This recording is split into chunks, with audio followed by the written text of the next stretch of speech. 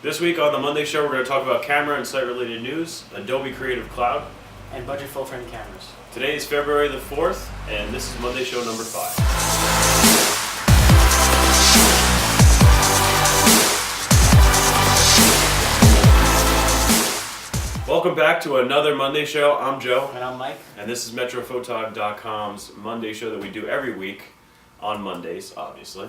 This is our third in a row and our fifth in this series, and I'm really excited that we're actually doing this. Yeah. I mean, that's been a goal this year, and I think we're going to try to keep it up this year, finally.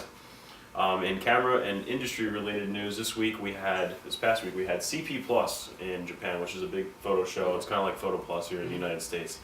And Canon came out with 3 more point-and-shoot cameras. I mean, there's about 200 point-and-shoot cameras in the lineup, but they came out with 3 more. We got the 330 HS, the 115 IS, and the A2500. That A2500 is your really low-end budget, $100 and something camera, but they're still great cameras. I mean, that's what I started out with. I mean, we also have to start out somewhere. I mean, I started out with a small digital ELPH Canon lens point-and-shoot camera, and that's... Do you remember which one it is? It's like 1100 or something like that? Something like that. I don't know. It was an orange camera. I think I had a 780 IS, black, that's all small. That's all I remember was that it was orange. And I still use mine for work. Yeah. For when I'm out on the job sites and stuff, I take pictures with it. It's great.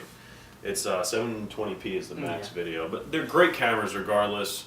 Cell phones are kind of killing into that market a little bit. Yeah, I would say so. But like the 330 HS is going to be a huge camera for vloggers. Yep. Vloggers love that 300 HS.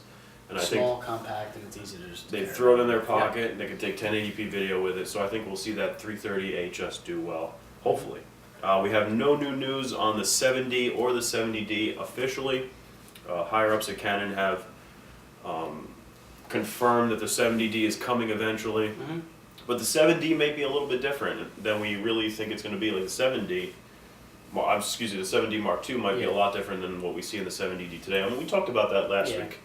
You know, everything going to full frame. Yeah, I mean, I really hope that everything goes to full frame in the future. I mean, honestly, it's the way it should be with, you know, in respects to film. I mean, that's the way it used to be. And we'll talk about more of that later. I mean, what was full frame was the size of the film frame, so we'll talk more about that later. And website news, YouTube news, what do we got? Also, we have up the new Rokinon 8mm fisheye lens. First look video. Yep.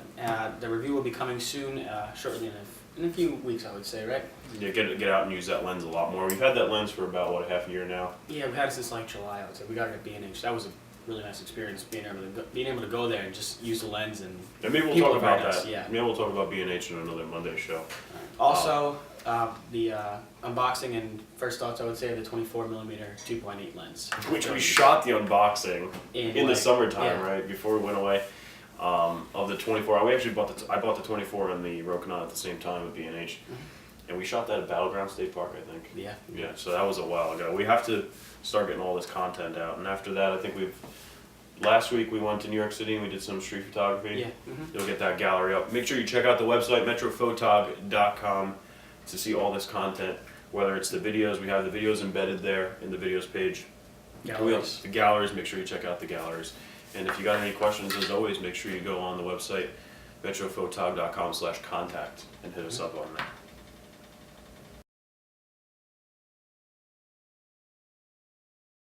Last year in May, Adobe released the 6th major release of Creative Suite for both Windows and Mac. And along with that, they actually released a completely new software model that a lot of companies are starting to buy into, and that is what Adobe did with Creative Cloud. Creative Cloud is great. It's a subscription-based service that gives you access to a lot of Adobe's, if not all, I think it's actually all, of Adobe's major applications that they have on both the Windows and the Mac side for creative professionals. And it's great because what it does is it allows creative professionals and people who are content producers to be able to afford these applications that cost thousands of dollars. The Master Collection costs, I think, $1,500. It's ridiculous. It's got to be more than that. I haven't even looked it up, and maybe I'll put it in the description below. But it's extremely expensive, and to be able to get all these applications together in one spot and be able to use download them them from anywhere, basically, on any computer. Yeah, you get 2 computers. I believe you get a main computer and a backup computer. So basically, your workstation and your laptop. And the software subscription basis you're able to afford to use all these applications. It's great, and it's really helping us out. Before we really started doing the videos, we were using garbage software. We weren't able really to get the videos up. Creative Cloud has helped us big time. So right now, I think it's $50 a month for people that are creative professionals, and it's $30 a month for students and teachers while they're learning how to use it at university, school, whatever have you. And it's great. I mean, for $50, a lot of people say, wow, $50 a month. That's basically just like a phone bill almost. But if you think about it, the amount of money it is, it's really nothing. If you pay for your Creative Cloud subscription, I mean, throughout the year, what is it? It's going to be $50 a month, $600 a year. That's a lot less than the software. And when the new software comes out, you can automatically update to the newest release, which was great. I know. That's really nice. I know Lightroom 4.3 came out. I mean, it's still same release. You're still entitled to Lightroom 4 if you bought the Lightroom 4 license, but you can continue to upgrade all of your applications. When CS7 comes out and you're still paying for your subscription, you have access to all of CS7. So it's a really great model. I'll run down quick of the list of all the applications that are involved. I have them here in my notes. Photoshop Extended, not just the regular version, but the extended version. Lightroom, which we love. Illustrator, InDesign, Muse, Acrobat Pro, Flash Professional and Builder, Dreamweaver, which is a great website tool. I don't use it that much, but it's a great website tool. Edge Tools and Services, which is pretty cool. Fireworks, and then the whole Premiere Pro family. Premiere Pro, After Effects, Audition, SpeedGrade, Prelude, Encore for your DVD releases and your title menus and all that stuff. Bridge, Adobe Bridge is great for raw files. And then you have Media Encoder. Media Encoder is a great application if you just want to encode, for different devices. It's great. And there's also a lot of other services that they have on there. I think you have 25 gigabytes of storage that you could use to collaborate back and forth with other people, show people your work. That's really nice. And I think you also get space on their server for a portfolio. Yeah. I haven't really gotten into this. There's a lot of other services and so on.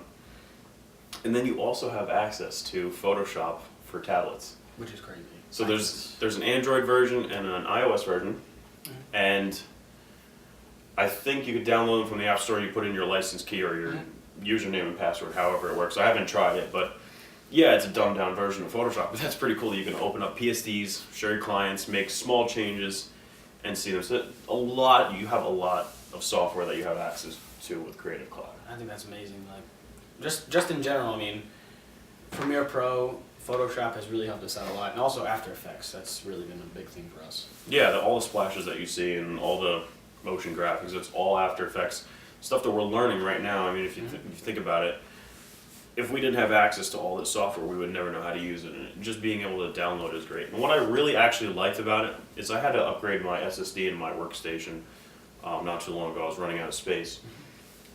And so when I went to go install all these applications, what do you usually do? You take out that huge binder full of disks and you feed one in at a time, and then you gotta wait for it to go, and then you change the disk, and you change the disk. You keep doing this for it used to take you like a whole day to upload all your software. Now, you just install the apps that you want. The great part about this is that you download this Adobe Application Manager. Yeah. It's one app. You sign in with your username and password, and then all you do is you click all the pieces of software you wanted to download and install, and it goes one by one. It'll download, install, and it keeps going by itself in the background while you're doing whatever you need to do, and it gets it done. So I absolutely loved it. So if your computer crashes, you could have all your access to all your software really quickly, and even on the road. I mean, when we have our laptops and we're on the road, you're able to use it on one computer at a time, but you can install it on a bunch of computers and just sign in and out of them, decommission them, just like iTunes does.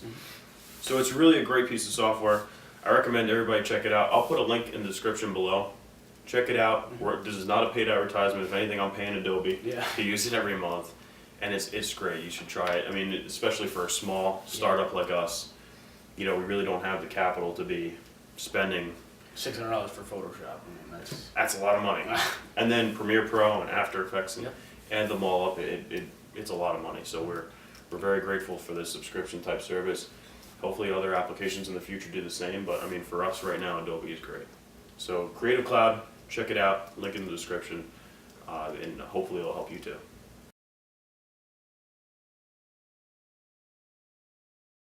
We've been talking a lot about full frame cameras and making the switch from APS-C to full frame.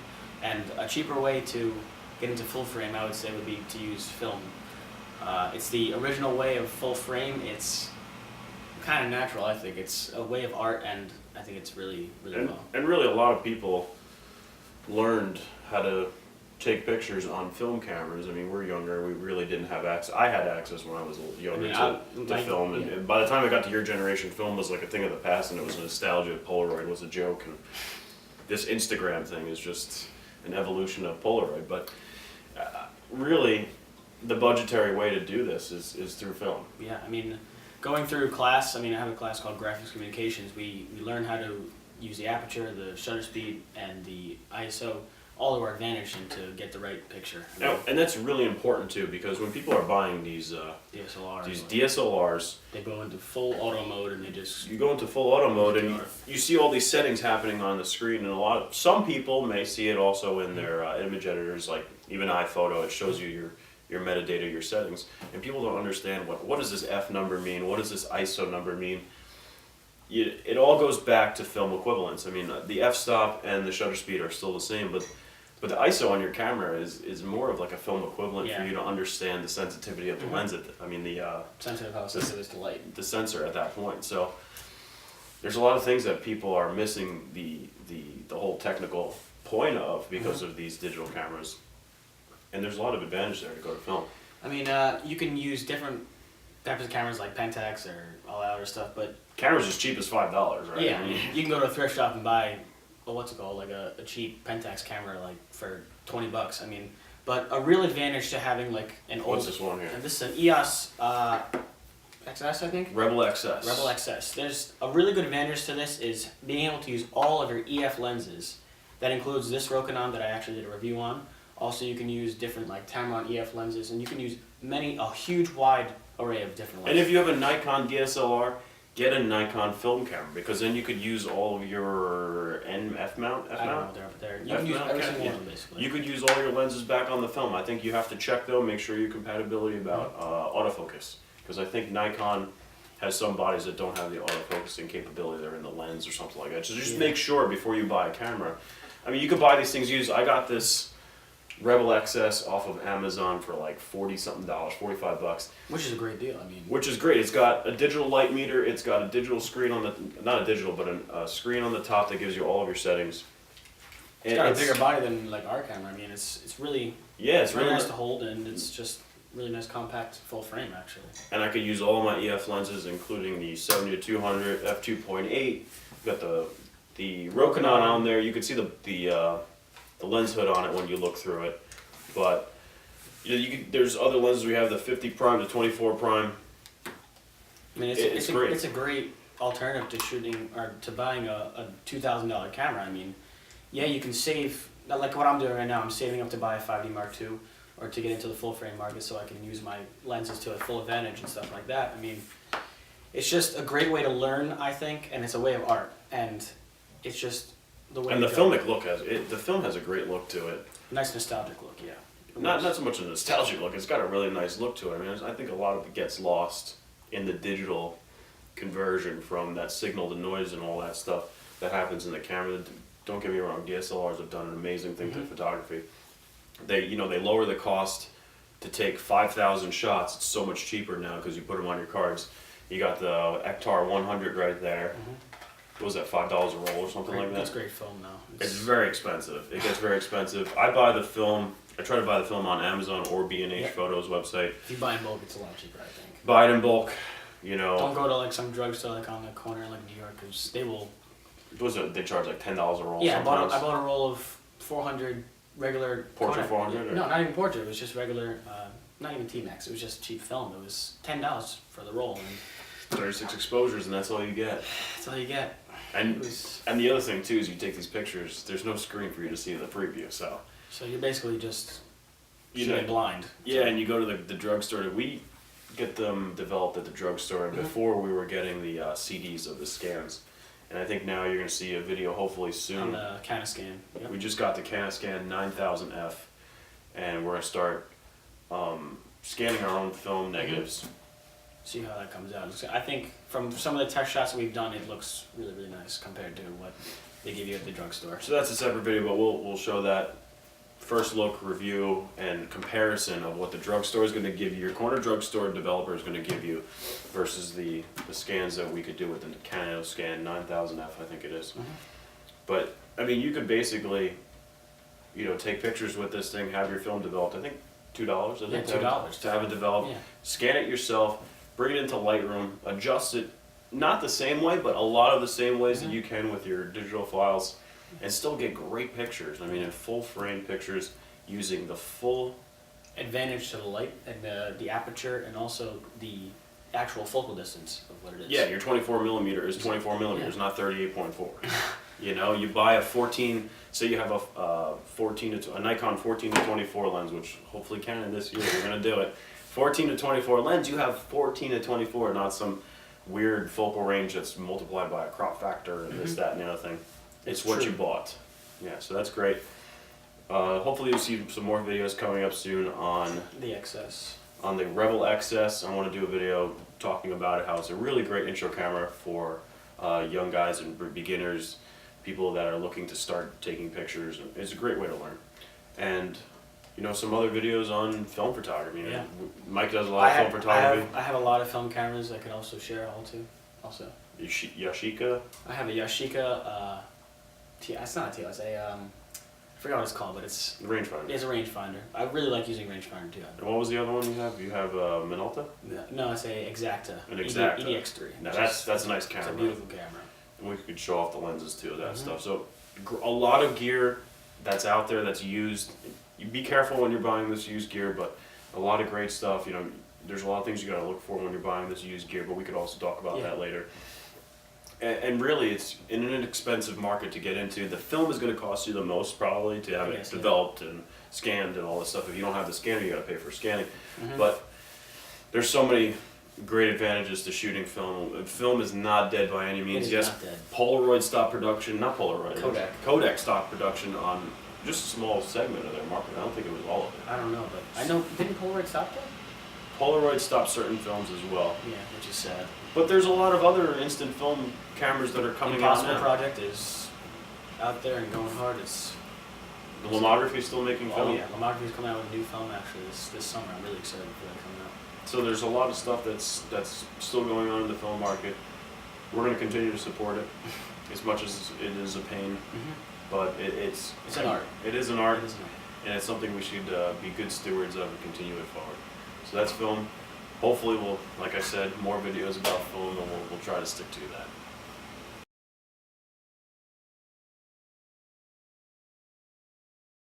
So that's Monday show number 5 in the books. We did a lot of stuff today. We talked about camera and other site-related news. We talked about Adobe Creative Cloud. Remember, again, check the links in the description below. Talked about the cheap full frame. Oh yeah. Make sure you're watching the channel for more film and other related videos. Hopefully maybe we'll do a video on Creative Cloud too. Yeah. Make sure to subscribe to make sure you get all of our great videos that are coming into the future. Also, click the like button if it helped you out. And also drop us a line down below in the comment box if you want to see anything you want us to review, or anything you want us to review on film stuff or anything like that. Yeah, if you're using Creative Cloud, comment below, tell us how you like it. If you don't like it, if there's something else that you use, another type of software that has subscription service. Like Mike said, with the cameras, you're using a different type of camera. Let us know what you're using. Click the like button. Follow the social links and stuff like that. Yeah, Mike's on Instagram. What's your Instagram handle? At MetroPhotog.com.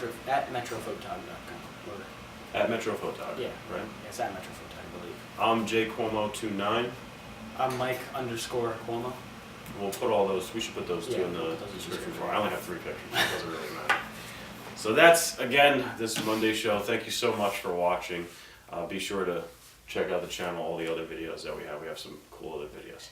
Thanks again. Have a great week.